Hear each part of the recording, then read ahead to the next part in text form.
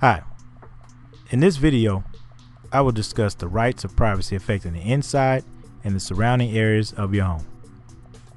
And when I mention home, I'm not just talking about a traditional home, but also your apartment, a trailer a person can live in, or something similar that is not easily movable. With that being said, in this video, the definition of a home will not include an easily movable living quarters like an RV. Let's first start with the inside of the home. The United States Supreme Court considers the home as one of the most private areas for people, and because of that, it is given great protection from government or police interference. Without a warrant, emergency circumstances, or consent, the police cannot enter your home, which means they must have probable cause. In one case, officers used a thermal imaging device to see if a homeowner was using heat lamps for illegal purposes. The thermal imaging device showed where heat was being emitted inside the home. The Supreme Court held that this was a violation of the homeowner's right of privacy because although the officer did not go inside, it was still used to see things going on inside of a home. And using something to observe activity inside such a private place like a home could also see private, intimate activity. Now let's move just outside of the home. The area immediately surrounding the home is also known as curtilage. You might start to think this area automatically includes your backyard. It doesn't. In fact, in one case, a homeowner had a barn in his backyard that was about 50 yards away from his home, and the Supreme Court held that the barn was not within the curtilage of his home.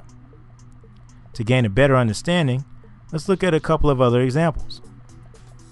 If a homeowner leaves his trash bags immediately outside his back door, this will likely be considered within the curtilage of his home. However, if that same homeowner decides he will place those same trash bags near the curb to be picked up on garbage day, that is not considered within the home's curtilage. Therefore, an officer could search through them without a warrant because there is no expectation of privacy that exists for trash bags left outside of the curtilage for a trash collector. Now, let's look at the front of a home, a much more complicated area of curtilage. This area is more complicated because it is common for people to walk up to a person's front door without ever requesting permission.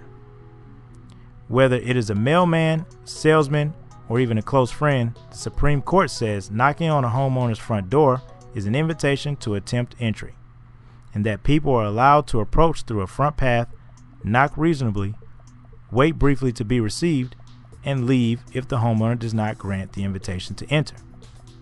In one case, an officer used a special narcotics dog to sniff around the porch area of a person's home. Seems okay, but it's not. The Supreme Court held that although the dog does not enter the home, the dog is still attempting to obtain private and intimate information within the curtilage of the home. For my last example of this video, we will stay outside but go above the premises. For the past 40 years, our daily lives have consisted of seeing airplanes or helicopters randomly fly over us. In recent years, flying drones are now also a possibility to be seen flying over us without any regard to our personal privacy.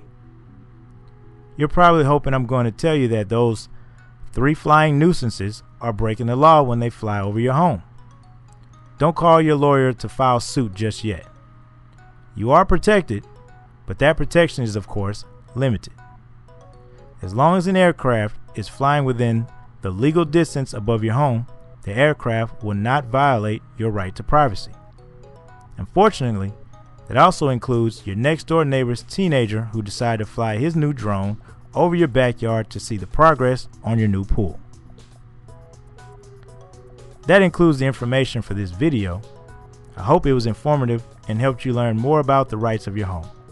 If you would like more information about your Fourth Amendment privacy rights, contact a local attorney or visit your local law library and ask to read United States Supreme Court cases discussing the Fourth Amendment.